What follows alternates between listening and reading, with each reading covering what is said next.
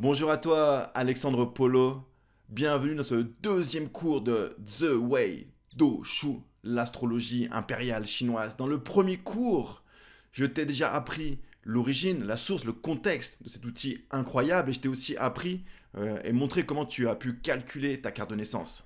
Donc si ce n'est pas encore fait, je te mets le lien du logiciel dans la description. Tu as juste à créer un accès gratuit et après tu pourras calculer ta carte et autant que tu veux. Donc dans cette carte, tu as dû l'ouvrir, tu as dû voir ces 12 carrés, tous ces symboles. Non, des étoiles, tu te dis, waouh, c'est quoi ça en fait? Qu'est-ce que ça raconte? Aujourd'hui, je vais commencer à t'apprendre à déchiffrer et à interpréter ta carte personnelle. Et prépare-toi, parce que ça va être vraiment une expérience très forte, très puissante. Juste pour donner un exemple, il y a quelques jours, j'ai vu une de mes anciennes élèves à qui justement j'avais fait une initiation au The Way, très simple, très basique. Elle m'a dit, écoute Alexandre, ça a été un truc de dingue. Elle m'a dit, quand j'ai ouvert ma carte et que j'ai juste appliqué ce que tu as expliqué sur les palais, les activations, c'est ce que je vais t'apprendre aujourd'hui. Elle m'a dit, ça m'a fait un truc tellement fort, j'ai eu des frissons et j'ai dû fermer l'ordinateur. Tellement ça m'a touché à l'intérieur et prendre un petit peu de temps pour digérer tout ça. Donc tu vas voir toi ce que ça te procure comme compréhension, comme prise de conscience, comme message. Et on va commencer tout de suite par l'interprétation des 12 palais, les 12 domaines de ta vie. Et on va voir aussi les 4 activations, le message le plus puissant, le plus fondamental du The Way d'Osho. Voilà, donc ta carte de naissance The Way ressemble à quelque chose comme ça, c'est-à-dire donc ce carré avec 12 palais, donc 12 cases qui sont clairement délimitées et qui chacun, tu vois qu'en haut, il y a un domaine de vie qui est associé. L'idée, c'est comme si ta vie était un grand, un immense palais impérial et vu de dessus, on voyait un plan avec 12 pièces, 12 salles clairement délimitées qui sont les 12 aspects de ta vie, tes 12 aspirations principales, universelles, que tu vas pouvoir interpréter directement dans cette carte. Donc à la fois c'est très visuel, c'est très clair, parce qu'on sait exactement de quoi parle chacun des palais. Je vais te les expliquer un à un dans un instant, et après je vais aussi te montrer comment tu pourras comprendre ce qu'ils racontent concrètement de ta vie, ton existence, de ton potentiel, de ta destinée. Donc c'est très visuel, parce que comme je dis, c'est très clair de quoi il s'agit. Et après, tu verras qu'il y a aussi une notion extrêmement dynamique, dans le sens où lorsque tu cliques sur un palais, tu vas voir, les étoiles vont voler. C'est-à-dire que chaque palais va être connecté à d'autres palais par le biais de ces flèches qui sont des activations. Et tu verras comment justement les différents domaines de ta vie, de la personne aussi, sont interconnectés et s'influencent mutuellement. Mais pour l'instant, on va faire une lecture vraiment de base. Je vais te transmettre le langage progressivement. Et l'alphabet de base, ce sont donc les 12 palais. Donc je vais t'expliquer. Alors il y en a 12, c'est pour tout le monde les mêmes. Toujours le premier, c'est le palais de la vie, puis de la fratrie, du conjoint, des enfants, de la richesse, de la santé, des voyages, des amis, de la carrière, des propriétés, du mental et des parents. Ok? Donc ça, c'est les mêmes pour tous, c'est toujours le même ordre, ils sont toujours dans la même direction. Mais après, ce qui va changer, bien sûr, c'est des étoiles qu'ils contiennent. Donc, c'est des petits, voilà, c'est les noms, les termes qui sont écrits à l'intérieur. Il peut y en avoir un, une étoile, deux, trois, parfois quatre, parfois zéro également. Et tu as aussi des symboles de couleur qui sont des activations et que je vais aussi t'expliquer un peu plus tard dans cette vidéo. Donc, ta carte, si tu ne l'as pas encore calculée, donc fais-le maintenant ou fais-le ensuite, voilà, ensuite, suite à la vidéo, pour pouvoir l'interpréter. Et tu pourras aussi commencer à regarder celle de tes proches. Et éventuellement, c'est des personnes que tu accompagnes, lorsque tu auras voilà, une certaine compréhension et maîtrise de ce système. On y va, je t'explique les palais un à un. Alors le premier palais, le numéro 1, qui est donc le point de départ et le plus important, c'est le palais de vie. Pourquoi c'est le plus important? Parce que c'est, comme je te l'ai mis ici, moi je dis que c'est la salle du trône. C'est là où l'empereur siège, c'est là où tu sièges dans ta carte. C'est vraiment le point focal de lecture, parce qu'en fait, il te représente toi. Mais toi, dans le sens, c'est vraiment ton énergie la plus profonde, la plus essentielle, vraiment ton essence et ton identité profonde. Donc interpréter ce palais, c'est déjà avoir accès à une clé cruciale pour comprendre ta nature réelle, pas celle que voilà qu'on te projette ou qui est liée vraiment que les autres aimerait que tu sois, mais vraiment ta nature essentielle qui t'appartient dès le départ. Et aussi ta destinée globale, c'est celui qui a le plus d'influence sur ce que tu vis, sur ta chance, sur ta réussite, hein. Donc il est extrêmement important à comprendre et à analyser, hein, à tous les moments de la vie, et pour comprendre tous les aspects de la vie, parce que tout dépend de toi en fait, hein. Ton énergie, tes relations, ton travail, ta richesse, hein, dépend de ton énergie et de ta base, ton essence profonde, donc ton palais de la vie. Et il répond, si on le résume à la question suivante, hein, c'est qui suis-je vraiment au-delà de mes masques. Donc ça, c'est le palais de la vie, le palais numéro un. Le deuxième palais, numéro 2, c'est les premières personnes que tu as côtoyées, hein, dans ta vie, hein, dans ton enfance. C'est tes frères et tes sœurs. C'est le palais de la fratrie, la salle des pères. Donc c'est où tu y trouves donc, tes frères et tes sœurs, si tu as une fratrie, bien sûr.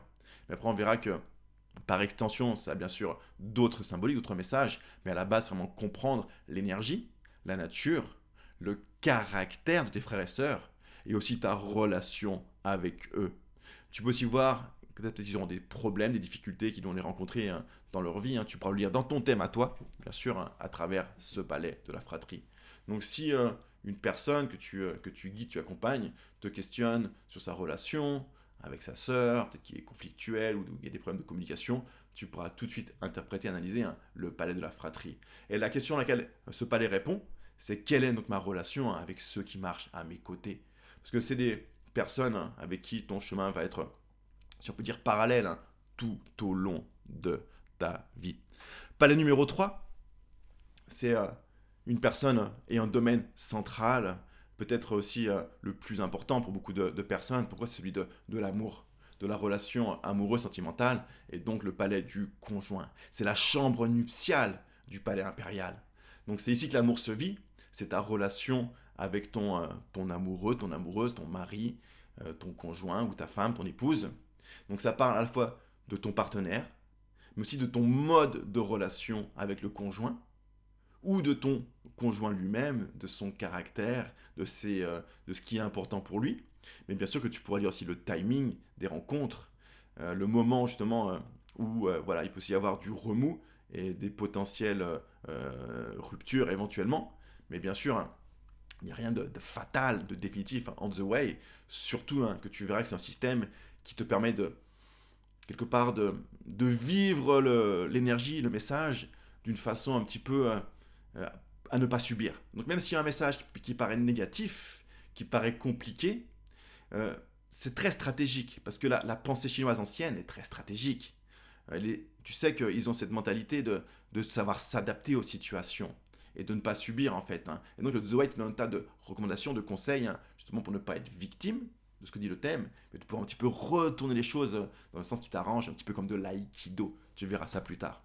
Donc tu verras les défis, tu verras aussi, hein, les moments des rencontres. Et la question à laquelle ce palais répond, c'est l'amour que je cherche, quand arrive-t-il et qui est-il? C'est comme ça qu'on peut résumer, hein, ce palais très important numéro 3. Palais numéro 4, bien sûr, lorsqu'on a un conjoint, qu'on est en couple, très souvent, qu'est-ce qui se passe? Mais après, on a des enfants, donc c'est le palais suivant, le palais des enfants, le jardin des héritiers. Donc là, ça parle, de tes fils, filles, euh, des enfants en fait, hein, donc ta descendance. Donc ça peut parler, voilà, de ton potentiel d'avoir des enfants, euh, le nombre éventuellement, mais surtout leur caractère et ce qui peut se passer dans leur vie, hein, de ta relation avec eux, et des éventuelles difficultés et problèmes qu'ils peuvent rencontrer, hein, au cours voilà, de leur vie sur leur chemin. Donc, ceci ton rapport à la transmission, c'est ce que tu laisses derrière toi. Et au final, hein, la réponse à laquelle ce palais répond, c'est, ou la question plutôt, hein, la réponse qu'il apporte, hein, c'est qu'est-ce que je vais créer et laisser au monde. Palais numéro 5, très important, c'est un des 3 palais les plus importants. Donc il y a le palais de la vie, le deuxième c'est la richesse, le troisième c'est la carrière, qui sont les 3 palais, la trinité, hein, vraiment fondamentale du The Way Doshu. La trésorerie impériale, donc c'est là bien sûr où réside ton potentiel financier, c'est de comprendre, justement ta capacité à gagner, à accumuler de l'argent, sous quelle forme, de quelle façon, dans quel domaine, tes cycles de prospérité et de difficultés financières. Et tu verras aussi, hein, comment l'argent peut arriver dans ta vie. Ça donne des conseils très très précis, hein, comment orienter ton activité et ton rapport à l'argent, hein, pour optimiser, hein, ce domaine-là. Donc la réponse qu'il t'apporte, C'est l'argent viendra-t-il facilement dans ma vie et quand? Bien sûr, le timing toujours. Le The Way devrait répondre à la question du quand de façon précise. Pas numéro 6, lorsqu'on travaille beaucoup, très souvent on s'épuise et on y laisse des plumes comme on dit. Et naturellement, après ça ouvre la porte de l'infirmerie royale, le palais de la santé. Donc ça parle de ta constitution, ton corps, tes forces, tes points faibles au niveau énergétique. Et du coup, c'est vraiment une question de prévention. Donc tu vois tes points faibles, ton maillon faible, et tu peux mettre en place certaines choses pour maintenir ton équilibre et ne pas du coup, déclencher des problèmes au niveau de ton corps, de ton énergie. Donc c'est ta constitution, tes points faibles, donc en lien avec la lecture énergétique plutôt de la tradition chinoise, de l'énergétique chinoise, des 5 éléments, des méridiens, etc. Donc c'est ce langage-là que tu vas pouvoir accéder avec le The Way. Et du coup, voilà, les cycles, naturellement, les moments de fragilité, les moments aussi où les choses sont plus fluides, et tous les risques et la prévention associés. Donc où mon corps est-il fragile et comment le protéger? Le palais des voyages, le palais numéro 7, ça parle à la fois, donc c'est la porte de l'étranger, donc c'est ton rapport au monde, à l'extérieur, à tes déplacements, tes voyages, mais au sens large en fait, c'est quelque part dès que tu sors de chez toi, en fait, dès que tu sors de chez toi, quelque part tu es en lien avec le palais des voyages, on the way. C'est un peu particulier, mais c'est comme ça qu'il faut le comprendre. Donc voilà, voyage, déplacement, ça peut être aussi lorsqu'on travaille à l'étranger ou on travaille avec l'étranger. Donc par exemple, si ce palais voyage est favorable pour toi et pour ta richesse par exemple, tu sais que ça peut être intéressant soit de travailler depuis la distance, depuis un pays étranger, ailleurs en Europe ou ailleurs dans le monde, ou éventuellement avec une entreprise internationale. C'est une façon d'activer le palais des voyages, si tu le souhaites. Donc ici, la réponse qu'il apporte, c'est mon destin est-il ici ou ailleurs? On peut le voir dans ce sens-là, symboliquement. Ensuite, palais numéro 8, c'est le palais des amis. Donc les amis, on the way, c'est à la fois, donc ça peut être vraiment tes amis dans le sens tes camarades avec qui tu es très proche depuis longtemps, etc. Mais au sens très large, c'est tous les gens avec qui tu t'entoures, avec qui tu passes du temps. Et même que tu parles les inconnus, c'est aussi les gens en fait qui sont considérés comme le palais des amis. C'est tous les gens qui sont autour de toi en fait. Donc ça te parle de tes connexions, de tes relations et de l'influence qu'ont ces personnes sur ta vie, sur ton existence. Donc, à la base, naturellement, ici, quand je dis est-ce que tes amis proches sont loyaux ou traîtres, rappelle-toi que le The Way, c'est le conseil de l'empereur. Et l'empereur était très souvent victime d'influences négatives, de lutte de pouvoir, de trahison. Donc, il devait révéler les risques associés aux personnes extérieures. Donc, on peut résumer comme ceci, puis-je faire confiance à ceux qui m'entourent? Le palais numéro 9, rappelle-toi, c'est le troisième palais important, en tout cas le palais les plus cruciaux, vie, richesse et carrière. Donc palais numéro 9, la carrière, le bureau du ministre, c'est ce palais qui parle de ta vocation. Donc c'est pas ton travail théoriquement, il te dit pas le travail que tu fais actuellement, il te dit en fait le rôle que tu devrais jouer professionnellement pour t'épanouir et te réaliser. Donc c'est ce pourquoi tu es fait, et c'est ta mission professionnelle, ta vocation, tes cycles de carrière aussi, de promotion, ou peut-être de difficultés, de conflits au travail, et le type d'activité où tu seras vraiment compétent et épanoui. Donc la réponse qu'il apporte, c'est quelle est ma vraie vocation sur cette terre. Palais numéro 10, palais des propriétés.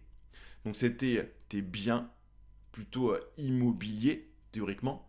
Donc c'est ta maison ou tes maisons, si tu as plusieurs maisons. Et ça, tu peux voir le potentiel aussi d'accumuler des biens immobiliers à travers ce palais. S'il est activé positivement, c'est une indication positive, où tu as un grand potentiel de réussite dans ce domaine-là. Mais il peut aussi parler de ta maison quand tu étais petit. Donc comment tu te sentais chez toi dans ton enfance, là où tu t'es construit. Donc c'est un palais qui est extrêmement important et qui est aussi... en fait c'est un palais fait vital, mais on le verra plus tard sur un niveau de lecture un peu plus avancé. Mais sur le plan vraiment immobilier et propriété, la réponse qu'il apporte, c'est laisserai-je un patrimoine ou voyage? Rêge léger? Le palais numéro 11, le palais mental, c'est lié à ton bien-être intérieur. Palais aussi très très important.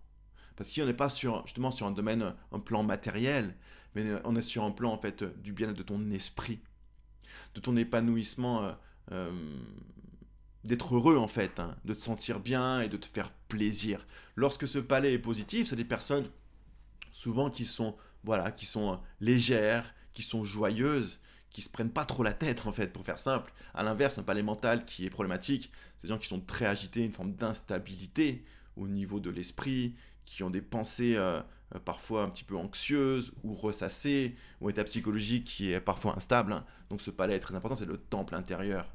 C'est là où l'empereur se recueille, là où tu te recueilles avec toi-même. Donc c'est ton bonheur, ta vie spirituelle, ton contentement. Et on dit aussi que c'est le palais du karma. On peut voir aussi des choses qui ont pu être accumulées, hein, liées à des choses du passé. Et il répond à la question suivante. Serais-je heureux intérieurement quoi qu'il arrive? C'est un palais qui est vraiment très important. Fu de Gong, qui s'appelle en chinois. Fu, c'est le bonheur. Et Fu de, c'est cette notion d'épanouissement intérieur. Ensuite, le dernier palais, le palais numéro 12, c'est le palais des parents, la salle des ancêtres. Extrêmement important, hein, dans le The Way et dans cette tradition aussi énergétique. Cette salle honore tes racines. Donc c'est vraiment lié aux ancêtres, aux figures d'autorité dans ta vie aussi, hein, au sens large, mais il est aussi plus particulièrement théoriquement en relation avec ton père, ton papa. Donc c'est ta relation avec le père, avec tes figures d'autorité, ça peut être tes mentors, etc. Et naturellement, par extension, c'est lié à l'héritage, hein, psychologique familial. Et ce palais, on peut le résumer comme ceci, hein, mes racines me nourrissent telles ou m'étouffent-elles. Donc voilà les 12 palais, les 12 domaines universels, hein, que tu pourras interpréter, hein, dans ta carte et dans la carte, hein, des personnes qui t'entourent. Donc dis-moi déjà, qu'est-ce que tu ressens, hein, avec cette notion, cette théorie, hein, qui est assez magique, tellement pure, tellement directe, hein, des 12 palais du The Way. Dis-moi, voilà, qu'est-ce que ça évoque chez toi? Est-ce que tu trouves voilà, ce langage pertinent, beau, hein, comme beaucoup de personnes voilà, le ressentent lorsqu'ils découvrent ce système? Et maintenant, je vais te... Donc dis-moi déjà en commentaire, hein, voilà, comment tu ressens, est-ce que ce message, tu trouves ça, voilà, pertinent, parlant et utile, hein, si tu arrives à interpréter ces aspects de ta vie dans ta carte, et celle des autres, hein, si tu es dans l'accompagnement. Donc bien sûr, tu pourras le faire également, hein, de façon très directe, hein, pour lire, comprendre et apporter de la guidance et de la clarté. Donc maintenant, tu vas te dire, ok, mais comment j'interprète personnellement dans ma carte? Qu'est-ce que ça raconte? Est-ce que je peux voir les blocages, les zones où il y a de la fluidité, le timing, etc. Je vais t'apprendre à le faire. On va commencer à le faire aujourd'hui avec la théorie, en fait, la technique, hein, la plus importante du The Way des étoiles volantes, ce qu'on appelle les 4 activations. Donc je t'apprends ça tout de suite, regarde. Alors tout d'abord, une précision importante dans la tradition du The Way Doshu, donc un art qui a plus de 1000 ans. Donc c'est ça aussi, hein, que je veux te transmettre, des méthodes millénaires qui sont ancrées, enracinées dans une tradition profonde, dans des textes classiques, et vraiment des siècles, des millions de personnes, tu vois, une pratique qui est basée sur du concret, du réel, une histoire, qui a fait face vraiment à une histoire humaine intense, énorme, et qui est continue, qui n'a pas été interrompue et qui n'a pas été rejetée. Pourquoi? Parce que sûrement, hein, donc c'est quelque chose qui est pertinent, qui fonctionne à un niveau incroyable. Donc dans le The Way, au cours de ces 1000 ans, en fait, on va dire qu'il y a eu 2 écoles, il y a eu 2 façons de pratiquer le The Way Doshu. Ce qu'on appelle la méthode des étoiles volantes, que je t'explique aujourd'hui, que moi je vais t'apprendre, hein, dans ces cours et par la suite, et la méthode qu'on appelle des 3 harmonies. Donc c'est 2 façons différentes, on va dire, de calculer et d'interpréter, de lire la carte de naissance. La différence, c'est quoi, pour faire simple? Alors ces 2 systèmes, ils sont très intéressants, hein, mais la différence principale, c'est quoi? C'est que dans les étoiles volantes, tu as ce qu'on appelle justement, ces symboles, hein, et cette dynamique entre les palais, où tu vois des flèches qui vont partir, hein, et connecter les différents aspects de la vie entre eux. Donc ça, c'est spécifique au système des étoiles volantes. Également, les étoiles volantes, tu as simplement 18 étoiles en tout et pour tout dans la carte. 14 principales et 4 secondaires. Donc tu auras toujours 18 étoiles. Dans la technique ou la méthode des 3 harmonies, Sanhe en chinois, tu as un très grand nombre d'étoiles. Tu peux en avoir jusqu'à 108. Donc vraiment, visuellement, c'est quelque chose qui est beaucoup plus, on va dire, beaucoup plus chargé. Et naturellement, hein, c'est un peu plus complexe parce que tu dois apprendre toutes les étoiles, également les combinaisons d'étoiles entre elles qui changent le sens. Et également, les étoiles suivant le palais, elles ont un niveau d'énergie ou de magnitude ou de brillance qui fait que leur sens change. Donc c'est vraiment assez complexe à analyser. Alors que le The Way, hein, tu as 18 étoiles et leur niveau d'énergie, il n'est pas vraiment impacté hein, suivant le palais concerné. C'est quoi? C'est des activations qui vont te permettre de comprendre hein, est-ce que les étoiles prennent un côté positif, on va dire de chance de réussite, ou un côté négatif qui crée des problèmes. Donc c'est les 4 activations hein, qui sont le concept clé du Zoei Doshu des étoiles volantes. Et ces 4 activations, c'est quoi? C'est des symboles et des flèches de couleurs que tu vois dans la carte. Donc pour faire simple, on va enlever tous les détails qui ne sont pas utiles pour l'instant. Et voilà à quoi ressemble donc une carte brute. Non, ça c'est la carte de naissance. On n'a pas les décennies, on n'a pas les éléments, l'information sur la personne, on n'a pas besoin en fait pour interpréter. Donc c'est vraiment cette carte-là avec laquelle on va partir et commencer à interpréter. Donc les activations, c'est quoi? Donc c'est tous les lettres, les flèches et les cercles ou les ronds hein, de couleurs. Tu vois qu'il y a 4 couleurs différentes. Tu as du vert, tu as du bleu, tu as du jaune et tu as du rouge. Vert, bleu, jaune, rouge. C'est les 4 activations qu'on appelle abondance pour le vert, pouvoir pour le bleu, renommée pour le jaune et infortune pour le rouge. Et c'est elles qui vont te donner en fait l'interprétation. C'est comme un vêtement que vont revêtir hein, chacune des étoiles et qui lui donne en fait le message, donc positif hein, ou entre guillemets négatif, même s'il n'y a rien de vraiment négatif au sens strict. Hein, mais voilà, c'est le sens principal que tu vas pouvoir interpréter grâce aux activations. Donc les activations positives, c'est abondance, la verte, pouvoir, la bleue, et l'activation négative, c'est infortune, la rouge. La jaune renommée, pour l'instant, on va pas trop s'intéresser, elle est un peu moins importante. Donc rappelle-toi juste, abondance, très positive, en vert.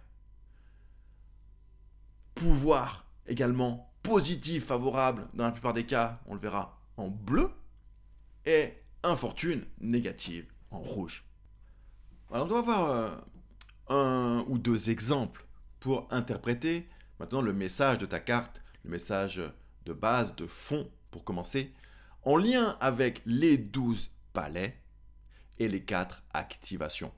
Donc voilà un exemple ici, hein. Et tu verras que les palais, à l'intérieur, hein, tu vas avoir des étoiles, et parfois et souvent, hein, tu verras donc des activations, soit des flèches, comme c'est le cas ici, soit des ronds de couleur, comme ici en bleu dans la propriété, hein, ou éventuellement voilà, en rouge dans richesse, ou soit juste des lettres de couleur, comme dans la fratrie ici, hein, le I entre parenthèses. Le I rouge, hein, ça veut dire quoi? Ça veut dire infortune. Et regarde ici, hein, sur par exemple pour abondance, l'abondance elle pourra s'exprimer soit avec le A vert entre parenthèses, c'est l'abondance de naissance, on appelle ça, soit comme un rond vert, c'est une auto-abondance, donc c'est une auto-activation, ou là une flèche, hein, une activation de sortie, donc là c'est une flèche qui pointe vers le palais opposé, mais pour l'instant on va pas trop les dissocier, juste le sens général c'est le même, c'est plutôt quelque chose de positif, de fluide, et qui est lié vraiment à la réussite, à la chance. Donc si on résume les 4 activations, hein, abondance, la plus positive, on l'appelle roi loup en chinois, hein, l'abondance. Ça parle quoi? De richesse, d'opulence, d'un flot continu, de réussite, de joie, de bonheur, d'amour, d'opportunité. C'est quelque chose voilà, qui est en pleine floraison et que tu peux récolter très facilement d'une façon continue. Donc c'est celle qui est la plus, on va dire, recherchée en général, hein, parce qu'on aime cette fluidité dans la vie. Ensuite, deuxième, c'est en bleu, hein, Roi Chuan. Roi Chuan, c'est le pouvoir. L'activation pouvoir, ça parle de succès, de réussite, une forme d'autorité et de rentrée d'argent, hein, si c'est dans le palais financier, d'une façon non pas continue, mais par à-coup. C'est que d'un coup, il y a une rentrée d'argent qui va apparaître, mais qui peut être importante. Donc le pouvoir, également positif, qui est quelque chose qui peut être, qui est souhaitable, sauf dans les palais des relations. Pourquoi? Parce que dans le palais du conjoint en particulier, hein, ou de la fratrie, on n'aime pas voir l'activation pouvoir. Tu vas comprendre pourquoi. Parce que est-ce que tu aimes les relations basées sur l'autorité, quelque chose qui est contrôlant? Pas du tout. Ça crée de la distance. Et souvent, hein, ça dit que des problèmes dans les relations, soit de la distance, des relations froides ou des relations basées sur le contrôle de l'autre. Donc si tu as l'activation pouvoir, hein, dans ton palais du conjoint, c'est soit que ton conjoint est un peu froid, distant et contrôlant, ou que tu es un petit peu seul dans ta relation, ou que toi, hein, tu as un rapport au contrôle dans ta vie de couple. Donc on l'aime dans la carrière, dans la richesse, éventuellement même dans son palais de la vie, même si ça n'est plutôt un caractère un peu décisif, mais peut-être un peu froid parfois, un peu dur. Mais voilà, on l'aime pas trop dans le palais des relations et du couple en particulier. Renommée, alors je dis qu'on n'avait pas trop pour l'instant l'aborder, mais pour faire simple, c'est plutôt une chance positive. Et ça parle de personnes qui vont t'aider, de soutien, ce qu'on appelle les hommes nobles, hein, dans les arts énergétiques chinois. Donc réputation, reconnaissance, culture, etc., etc. Donc c'est plutôt une activation qui est positive, mais qui a moins d'influence. Et finalement, très importante, bien sûr, l'infortune. Donc l'infortune, hein, on appelle roi Ji en chinois. Et Ji, c'est quoi? C'est les obstacles, c'est quelque chose qui crée de la tension, de la douleur, et c'est plutôt lié, voilà, c'est plutôt un problème lié au palais ou à l'étoile qui lui est associée. Alors maintenant, pour interpréter, tu vas combiner les deux couches que je t'ai expliquées aujourd'hui, le palais et les 4 activations. C'est-à-dire que tu vas regarder tes 12 palais et tu vas regarder s'il y a la présence d'une ou plusieurs activations à l'intérieur. Et si on prend un exemple ici, on va pas faire les 12, parce qu'on pourrait passer le temps à tout expliquer, tout détailler, mais regarde par exemple. Pour faire simple, tu vois déjà dans ce palais de la carrière, qu'est-ce qu'on trouve? Alors, bien oui, il n'y a pas d'étoile, mais par contre, il y a une activation, la flèche bleue, hein, de sortie. Donc ça connecte avec le palais opposé, donc ça connecte avec une étoile en fait qui est en face, si tu veux comprendre à quoi correspond cette flèche. Mais en tout cas, ce qui est sûr, c'est que cette carrière est activée par une activation de pouvoir, Chuan. Et ça veut dire quoi ici? Pouvoir, ça parle d'une personne qui peut avoir du statut, qui peut avoir un certain niveau, hein, de réussite, hein, de reconnaissance, et qui peut gravir les échelons, hein, dans sa carrière. Donc le palais de la carrière est activé, donc c'est une indication positive, hein, pour une personne qui peut avoir plutôt travailler dans le monde d'entreprise en tant qu'employé, avoir un bon statut, hein, une bonne progression dans sa carrière. Par contre, si on a les autres palais, on verra les endroits où ça risque de bloquer. Qu'est-ce qu'on peut remarquer? Et par exemple, la richesse, on a à la fois une activation, on va dire, négative, infortune, et aussi une activation abondance. Tu me dis, oui, mais du coup, il y a les deux, qu'est-ce que ça veut dire? Un mix des deux, ça dépend de quel mix il s'agit. Mais on n'aime pas trop, en fait, avoir un mix d'abondance et d'infortune. Pourquoi? C'est beaucoup de fluctuations. Donc, c'est des hauts et des bas au niveau financier, au niveau de la richesse. Mais plutôt, en général, le résultat est quand même plutôt compliqué. Donc, le mix des deux, entre infortune et abondance, c'est quelque chose de très fluctuant et pas très positif. Où situe aussi les problèmes sûrement dans les challenges, hein, que va avoir cette personne? L'activation de naissance, celle qui est entre parenthèses, se situe dans quel palais? Et ici on voit que c'est dans le palais de la fratrie qu'on a l'activation de naissance infortune. Donc ça dit le challenge, hein, que le ciel t'a donné, hein, au départ dans ta vie. C'est peut-être la plus puissante, mais en même temps tu verras que c'est la plus facile à désamorcer. Je te dirai comment un peu plus tard. Donc ici, hein, l'infortune de naissance, donc la lettre entre parenthèses, c'est dans le palais de la fratrie.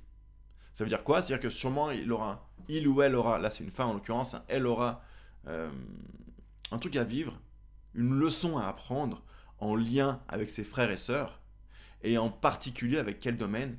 Avec l'étoile qui est financier. Donc chose qui est liée à l'argent. Donc c'est possible que son frère ou sa sœur, hein, ait des grosses difficultés financières et que ça soit pour elle un challenge, quelque chose qu'elle ait à le soutenir, à l'aider, ou avoir des conséquences elle-même, hein, liées à ces difficultés, hein, de son frère ou de sa sœur. Mais infortune veut pas dire en fait quelque chose d'ultimement négatif. Ça peut être aussi quelque chose que tu vas devoir traverser, hein, pour comprendre, pour avancer et pour grandir, pour transformer cette énergie. C'est aussi ce qui va te muscler, te donner aussi de de grandir intérieurement, de gagner en sagesse, et ainsi de suite. Donc bien sûr qu'il ne faut pas s'arrêter à positif ou négatif, mais de voir là où il y aura des obstacles et des challenges, et aussi éventuellement comment tu pourras les incarner ou les jouer d'une façon qui te vont mieux et qui t'arrange quelque part. C'est aussi le but du The Way, d'avoir des stratégies spécifiques par rapport à ta carte. Donc voilà une description des 12 palais, des 4 activations. Donc regarde dans ta carte personnelle où se situent ces différentes activations, ce qu'ils racontent, comment ils résonnent avec ta vie.